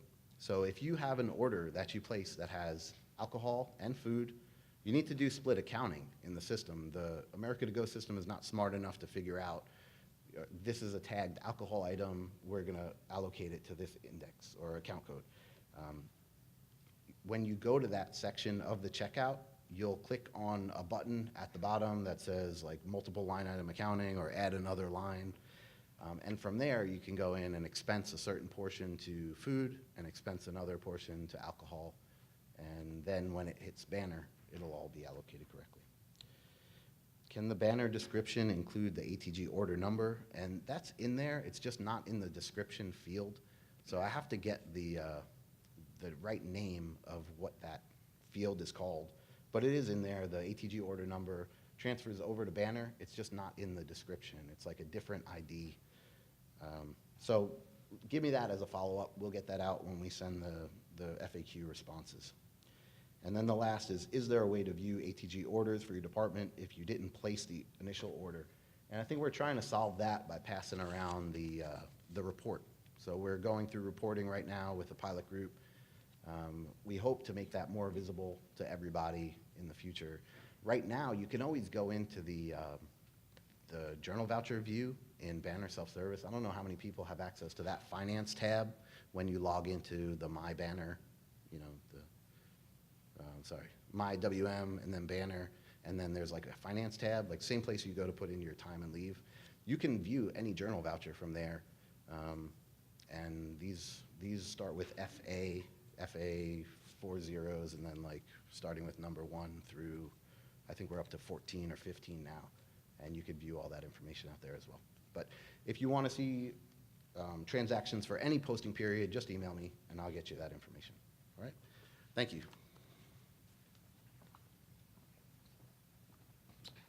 All right, I just have a quick one regarding forms. Can you get rid of lines and use blocks to make forms neat? As you enter data, you must delete lines since they extend upon letter entry. Yes, that is annoying. And speaking on procurement services, we have a business process review team, and we are looking at all various types of processes, one being the forms, and we're trying to enhance those. We're pushing a lot of the forms to the DocuSign tool, as well as converting those Word documents that this is speaking to PDFs. So it's alleviating that having to delete the lines, or maybe the text is not the right font. So yes, we are working on enhancing those to make them a little bit more user-friendly. I just have a couple of questions here. One is, how do you find the enterprise departmental account ID number? I think Mara may have already answered this question, but not every department has a department account number with enterprise. We set direct bill accounts for people or departments that travel on a regular basis, and those would be DB numbers, or it may be another unique number. We used to have one, or Gail set one up, and then time passed. How do I find what that was? If you haven't used it in a while, it's very possible the enterprise deleted it because they have to keep it in the system and use it on a regular basis. But you can call me and I can see if it's still there, or we can reactivate your account number. The other question was enterprise, under personal rental, using the college's number. Does this mean we're under the college's insurance as well? Personal rental and the college's rental are two different numbers. So and everything is on our procurement website. So there's the college's number, which is the XZ21032, or your department's direct bill account, which is also for business use, or the personal use code, which is 21A6661. If for some reason you use the business account number for personal use and something happens, Enterprise does contact us to verify that you are using personal or business. So it is strongly recommended that the rate is the same. It doesn't matter. You should be using the personal use code, though. And everything is charged to your credit card when you're traveling for personal. Business is a direct bill account or is the XZ account, which we do regulate that. My last question is on business cards. What is the turnaround delivery time for business cards if the other two vendors are used? The contract states it's a week. It's very possible it could be less than that. A week is considered 5 business days. So when you order your cards, just ask the vendor, what is your turnaround time? They'll let you know if it's going to be 5 days or if it's going to be less than that. I have a question that was submitted. They wanted to know if orders between $5,000 and $50,000, do they still need to be inputted through EVA? Yes. Anything over $5,000 or any amount needs to go into EVA. For those folks that are going to be working on large furniture projects that may be outside of the vendors that are under contract, we'll be working together through that release process in the information that I'll need to request one of those. Someone also asked for furniture. Someone got furniture and their items weren't assembled. That's supposed to happen. I'm not sure why it didn't happen. I'll be talking with Mike, but if you have a situation where something comes and it's not assembled, please let us know so that we can address that and to get that corrected for you. And someone asked, what does a release mean?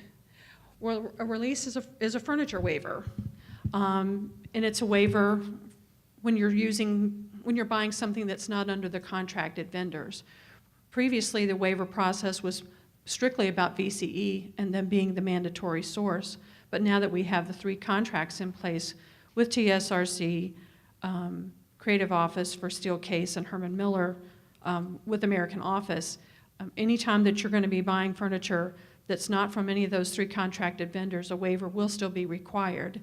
And they were wondering about the consequences. The consequences will probably be an unauthorized procurement that would be sent to your department.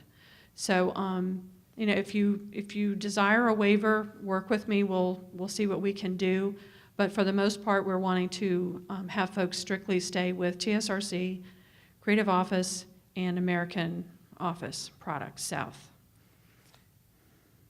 Okay, thank you.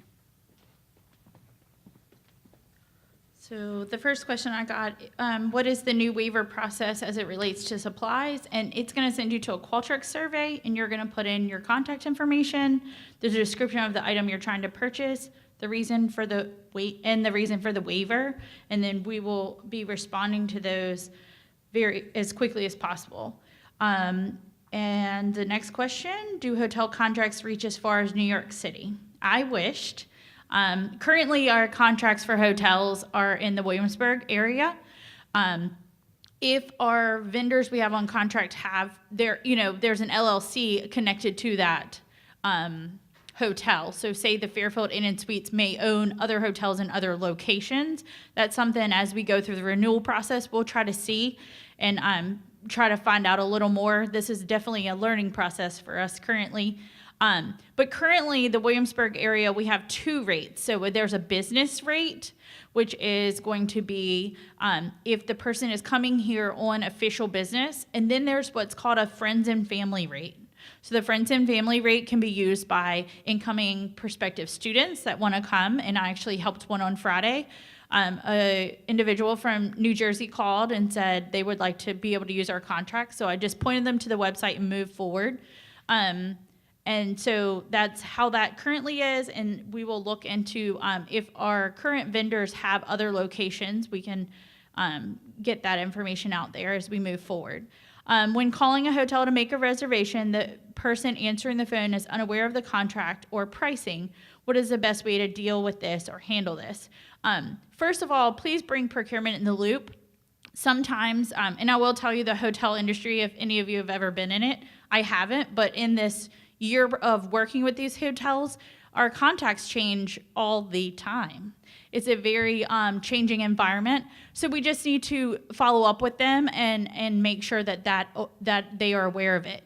When you go out to so if you go to the William & Mary website and select lodging or put lodging in the Google box and it takes you to the lodging sites, there's codes for both sides. So there's a business code for each vendor, and then there's a friends and family code, which is WM 1693 for almost every vendor. So as long as you're using those codes, they should be able to put that code in the system and make it work.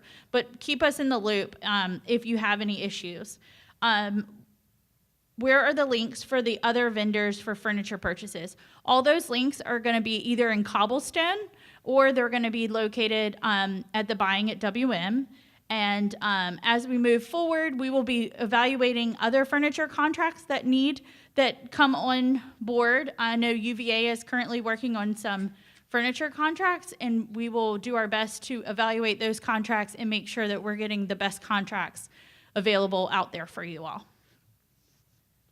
Okay, so our questions for us is about the pilot program for accounts payable on the W-9.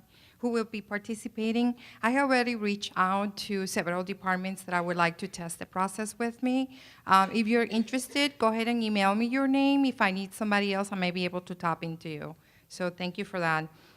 The other one is actually a question about a personal reimbursement to a faculty. They're asking, how do we reimburse a faculty for a parking decal that is considered personal and it will not be reimbursed? For multiple payment invoice process, what is the max? There's currently no max. If you run out of room on the continuation sheet that we have, I just ask that you just provide an additional continuation sheet until all your invoices have been listed. Do you need to use the additional form if it's less than 5 invoices listed? I would say whether it's 2 invoices or whether it's 200 invoices, always use a continuation sheet. I don't want to see on the vendor payment request form 2 invoices numbers listed on there. It should say multiple, see continuation sheet, and always use a continuation sheet. Thank you.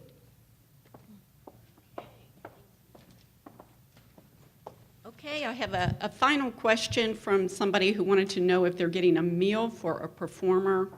I'm assuming it's last minute. Is there a way they could have an exemption from ATG? And I'll say that is a possibility. Please come see me or come see Dave Zoll after this meeting and we can talk about that. If you are from student activities, Stacy and I are going to be visiting that department for a meeting later this week, and that's something we can address. I know that area does a lot of performers and speakers. So at this point, thank you all again very much, and I want to say thank you to the procurement crew. This is not something we do. Thank you.